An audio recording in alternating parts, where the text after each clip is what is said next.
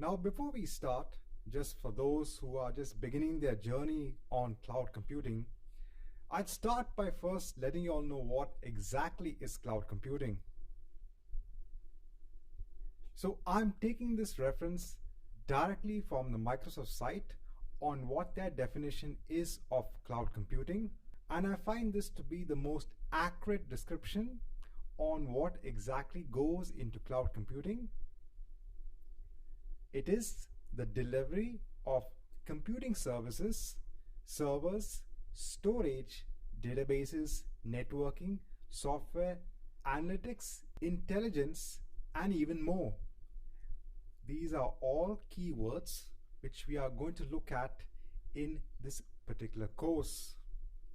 Now, all of these services, whether it be servers, storage, databases, etc., all of these are delivered over the internet. That's what the cloud is. So these are some important keywords. Now, because of the delivery on the cloud, this allows us to deliver solutions more faster, in an innovative style, and also to be more flexible when you're delivering your applications to your users. Now, apart from this, some very other important concepts. Firstly, you only pay for the services you use. A very, very important concept when it comes to cloud computing. This helps you lower your total operating cost for your entire infrastructure.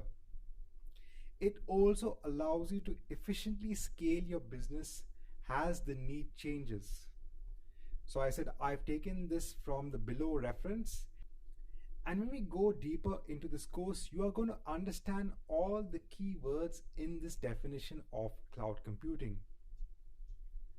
Now over here, I'm showing you a picture of a traditional data center that a lot of organizations have. So in a data center, let's say you want to host a number of applications for your organization. In order to host these applications, the organization itself would first invest money to buy these big racks, to invest in buying physical servers, in the networking, in the cabling, in the data center itself, the lighting, the cooling, the personnel, the IT personnel to take care of this data center. Now, this is a lot of investment. If you want to get started on building and deploying and giving applications to users across the world, large organizations would have or tend to buy these data centers. So there's a lot of money, a lot of investment taking place. But in cloud computing, all of this, so if I go back to this particular picture, this entire data center does not need to be managed by you.